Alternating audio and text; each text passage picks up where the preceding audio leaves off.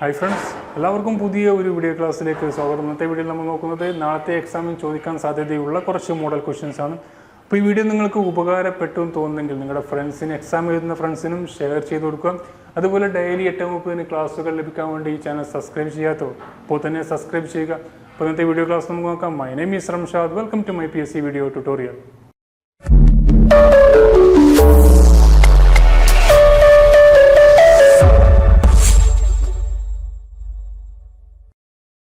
ഒരു ക്വസ്റ്റ്യൻ നോക്കാം. ക്വസ്റ്റ്യൻ ഇതാണ്: ഒരാൾ 50,000 രൂപ സാധാരണ പലിശ നിരക്കിൽ നിക്ഷേപിച്ചപ്പോൾ മൂന്നാം വർഷം അവസാനം അദ്ദേഹത്തിന് 16,500 രൂപ പലിശ ലഭിച്ചാൽ പലിശ നിരക്ക് എത്ര? ഒരാൾ 50,000 രൂപ സാധാരണ പലിശ നിരക്കിൽ 3 വർഷം നിക്ഷേപിച്ചപ്പോൾ മൂന്നാം വർഷ അവസാനം 16,500 രൂപ പലിശ ലഭിച്ചുവെങ്കിൽ അദ്ദേഹത്തിൻ്റെ പലിശ നിരക്ക് എത്ര? പലിശ കിട്ടിയ നിരക്ക് എത്ര? അപ്പോൾ പലിശയിൽ നിന്നും വരുന്ന ഭാഗത്തു നിന്നും വരുന്ന ക്വസ്റ്റ്യനാണ്. പലിശയ്ക്ക് 2 തരമാണ്. ഒന്ന് സാധാരണ പലിശ, മറ്റേതൊന്ന് കൂട്ടുപലിശ. സാധാരണ പലിശ എന്ന് പറഞ്ഞാൽ എല്ലാ വർഷവും ഒരേ മുതലിപ്പോൾ 50,000 ആണെങ്കിൽ സെയിം റേറ്റ് 10% പലിശയാണെങ്കിൽ 5,000 വെച്ചാലും എല്ലാ മാസവും കിട്ടുക, എല്ലാ കൊല്ലവും കിട്ടുക. ഇനി കൂട്ടുപലിശയാണെങ്കിൽ മുതലിനോട് കൂടി നമുക്ക് ഫസ്റ്റ് കൊല്ലം എല്ലാ സാധാരണ പലിശയും അതുപോലെ കൂട്ടുപലിശയും സെയിം ആയിരിക്കും. രണ്ടാമത്തെ വർഷം പറഞ്ഞാൽ നമുക്ക് ഫസ്റ്റ് കിട്ടിയ ആ മുതലും പലിശയും, ഫസ്റ്റ് നമ്മൾ മുതലുണ്ട്, രണ്ടാമത് പലിശയും കൂടിയ ശേഷം ആ ഒരു മുതലാക്കി എടുത്ത ശേഷമായിരിക്കും നമുക്ക് കൂട്ടുപലിശ തരിക, കൂട്ടുപലിശ കാണുക. ഇവിടെ പറഞ്ഞിട്ടുള്ളത് സാധാരണ പലിശയാണ് പറഞ്ഞിട്ടുള്ളത്. ഇപ്പോൾ അദ്ദേഹത്തിന് 50,000 രൂപയാണ് നിക്ഷേപിച്ചത്. 3 വർഷം കഴിഞ്ഞപ്പോഴാണ് 16,500 ലഭിച്ചത്. അപ്പോൾ ഒരു വർഷത്തിൽ എത്ര കിട്ടിയെന്ന് നോക്കുക, എന്നിട്ട് അതിൻ്റെ പെർസെൻറ്റേജ് കിട്ടിക്കഴിഞ്ഞാൽ നമുക്ക് ആൻസർ കിട്ടി. അപ്പോൾ ഇവിടെ 16,500 3 വർഷത്തിനാണ്. 3 വർഷത്തിനാണ് 16,500. അപ്പോൾ ഒരു വർഷത്തിന് കാണാൻ നമുക്ക് 16,500 ഹരിക്കണം 3, 15 5 5, 5,500 രൂപയാണ് അദ്ദേഹത്തിന് ഒരു വർഷം. 50,000 രൂപ നിക്ഷേപിച്ചപ്പോൾ ഒരു വർഷം അദ്ദേഹത്തിന് കിട്ടുന്നത് 5,500 രൂപയാണ്. അപ്പോൾ നമുക്ക് നോക്കാം, ഈ 5,500 രൂപ എന്ന് 50,000-ൻ്റെ എത്ര ശതമാനം നോക്കിക്കഴിഞ്ഞാൽ നമുക്ക് ആൻസർ കിട്ടും. അപ്പോൾ 5,500 × 100 ഹരിക്കണം 50,000 ചെയ്ത് കഴിഞ്ഞാൽ നമുക്ക് എത്ര പെർസെൻറ്റേജ് കിട്ടും? പെർസെൻറ്റേജ് കാണാൻ നമുക്ക് കിട്ടിയ തുക ഇവിടെ ഉണ്ട്. × 100 ഹരിക്കണം 50,000. നമുക്ക് അതിൻ്റെ എത്ര ശതമാനം കാണാൻ നമ്മൾ ആ മുതലിൻ്റെ ശതമാനം കാണാനാണ്. ഇവിടെ നമുക്ക് കിട്ടിയ പലിശ × 100 ആയിരിക്കണം. അതിൻ്റെ എമൗണ്ട് അടിച്ചു കഴിഞ്ഞാൽ, അതിൻ്റെ മുതലടിച്ചു കഴിഞ്ഞാൽ നമുക്ക് അതിൻ്റെ എത്ര പെർസെൻറ്റേജ് കിട്ടും? അപ്പോൾ അത് കട്ട് ചെയ്ത് പോകാം. നമുക്ക് 2 കിട്ടി. 55 ഹരിക്കണം 5, 55 ഹരിക്കണം 5 എന്ന് പറയുമ്പോൾ 11.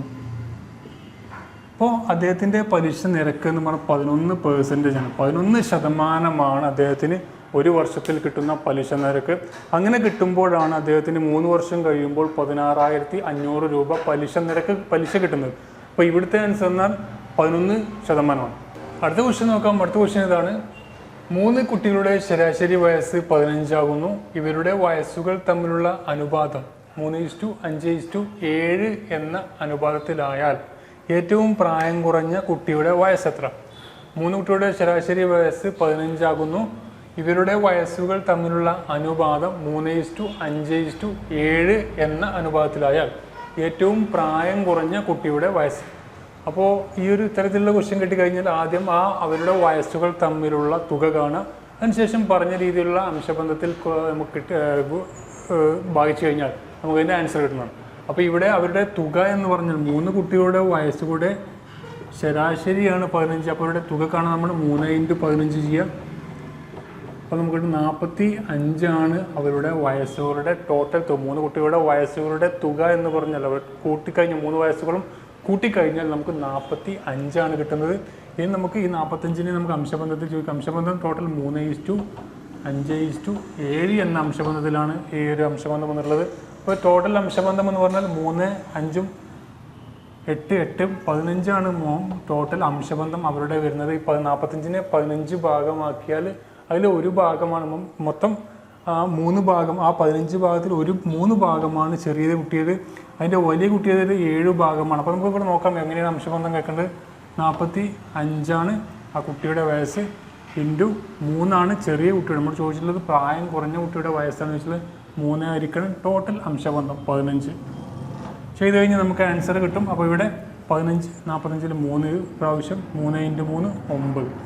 ചെറിയ കുട്ടിയുടെ വയസ്സെന്ന് പറഞ്ഞാൽ 9 ഇനി നമുക്ക് ചോദിക്കണം മറ്റുള്ള കുട്ടികളുടെ വയസ്സ് ചോദിച്ചാൽ ഇവിടെ 45 × 5 ആയിരിക്കണം 15 ചെയ്യുക. അപ്പോൾ 3 × 5 15. ഇനി വലിയ കുട്ടിയുടെ വയസ്സ് ചോദിക്കുകയാണെങ്കിൽ ഇവിടെ 45 × 7 ആയിരിക്കണം 15. 3 പ്രാവശ്യം 3 × 7 21.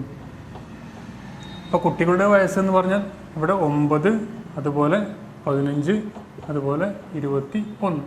അപ്പോൾ ഇത്ര ആണ് കുട്ടികളുടെ വയസ്സായാൽ. ചെറിയ കുട്ടിയുടെ വയസ്സാണ് 9, വലിയ കുട്ടിയുടെ വയസ്സ് 21. ഇവിടുത്തെ ആൻസർ എന്നത് 9. അടുത്ത ക്വസ്റ്റ്യൻ നോക്കാം. ഒരു സംഖ്യയുടെ 35% 39നോട് കൂട്ടിയപ്പോൾ അതേ സംഖ്യ തന്നെ കിട്ടിയാൽ സംഖ്യ എത്ര? ഒരു സംഖ്യയുടെ 35% 39നോട് കൂട്ടിയപ്പോൾ അതേ സംഖ്യ തന്നെ കിട്ടി എങ്കിൽ ആ ഒരു സംഖ്യ എന്ന് പറഞ്ഞാൽ എത്രയാണെന്ന്. അപ്പോൾ വളരെ സിമ്പിളായിട്ടുള്ള ക്വസ്റ്റ്യൻ ആണ് ഇത്. നമ്മൾ ഇക്വേഷൻ ബേസ് ഒന്നും ചെയ്യേണ്ട ആവശ്യമില്ല. ജസ്റ്റ് ഒന്ന് മനസ്സിലാക്കി കഴിഞ്ഞാൽ തന്നെ നമുക്ക് ഈ ഒരു ക്വസ്റ്റ്യൻ ചെയ്യാൻ വളരെ ഈസിയാണ്. അപ്പോൾ ഇത്തരം ക്വസ്റ്റ്യൻ കിട്ടിക്കഴിഞ്ഞാൽ നമ്മൾ മനസ്സിലാക്കി വെക്കുക. എന്താണ് മനസ്സിലാക്കേണ്ടത് നമുക്ക് നോക്കാം. ഇവിടെ 35%-നോടാണ് 39 കൂട്ടിയെന്ന് പറഞ്ഞു. അപ്പോൾ നമ്മളൊരു കാര്യം മനസ്സിലാക്കുക. ഒരു സംഖ്യ എന്ന് പറയുന്നത് 100%. ഒരു സംഖ്യ എന്ന് പറഞ്ഞാൽ ആ സംഖ്യ എന്ന് പറഞ്ഞാൽ 100%. അതിൻ്റെ 35% പോയി. ബാക്കി എന്ന് പറയുന്നത് 35%-39നോട് കൂട്ടിയപ്പോഴാണ് 100% ആവുന്നത്. അപ്പോൾ നമ്മൾ അതിൽ നിന്ന് മനസ്സിലാക്കേണ്ടത് ഈ 35% കഴിഞ്ഞ് ബാക്കി 65% ഈ ഒരു 39 എന്ന് പറഞ്ഞ സംഖ്യ. അപ്പോൾ ആ സംഖ്യയുടെ 65% നമുക്ക് എമൗണ്ടായി തന്നിട്ടുണ്ട്. അതെന്ന് പറഞ്ഞാൽ 39. അപ്പോൾ ഒരു സംഖ്യയുടെ 65% കിട്ടിയ ആ സംഖ്യയുടെ 1% ആ ഒരു സംഖ്യ കൊണ്ട് നമുക്ക് ഡിവൈഡ് ചെയ്ത് കഴിഞ്ഞാൽ ആ ഒരു ശതമാനം തന്നിട്ടില്ല. അപ്പോൾ 39 എന്ന് പറഞ്ഞ് നമുക്ക് ചെയ്ത് കാണിച്ചു തരാം. ഇവിടെ 39 എന്ന് പറയുന്നത് 65%.